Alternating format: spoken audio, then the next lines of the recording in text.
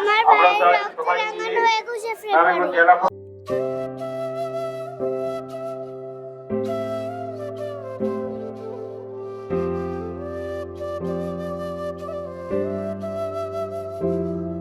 আসলে এই দিনটি স্মরণ করতেই হবে আমাদেরকে, এই দিনটি ভুলবার নয়।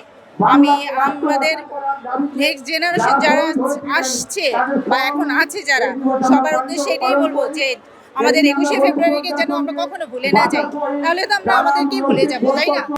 হয়তো তাদেরকে আমরা দেখিনি, কিন্তু এই শহীদ মিনারের মাধ্যমে তাদেরকে আমরা ফিল করি, তাদের উপলব্ধি করি এবং যতটুকু সামর্থ্য আছে ততটুকু সামর্থ্য দিয়ে একটি ফুল তাদের মানে কৃতজ্ঞতা প্রবেশ করতে তাদেরকে আমরা একটি ফুল অর্পণ করি।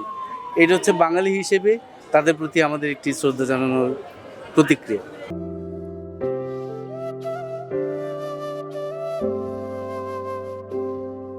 21শে ফেব্রুয়ারি আমাদের মাতৃভাষা দিবস, 52 ভাষা আন্দোলন করে আমরা বাংলা ভাষা রাষ্ট্রভাষা হিসেবে পেয়েছি। এটা আমাদের একটা অহংকার।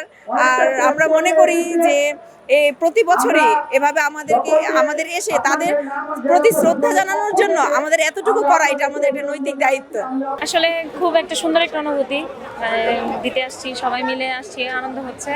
ওদের জন্য খারাপও লাগছে, সবাই ওদের বিনিময়ে আমরা দেশ পেয়েছি, ভাষা পেয়েছি, বাংলা ভাষা।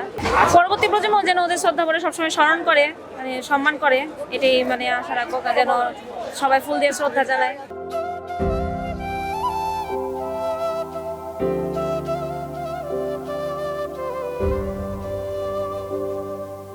ইতিমধ্যে যারা শ্রদ্ধাঞ্জলি নিবেদন করেছেন, আমরা রাত্রিকালীন প্রথম প্রহরে শ্রদ্ধাঞ্জলি নিবেদন অল্প কিছুটার মধ্যে শেষ করব।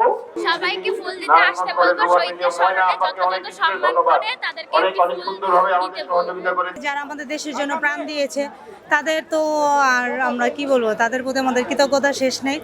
সবাইকে বলবো সবাই যেন আসে, ভাষা শহীদদের প্রতি অন্ততপক্ষে এতটুকু শ্রদ্ধাবোধ জানায়। এটা মানে যদি এটা আমরা না জানাই তাদের প্রতি, এটা আমাদের অবিচার করা হবে।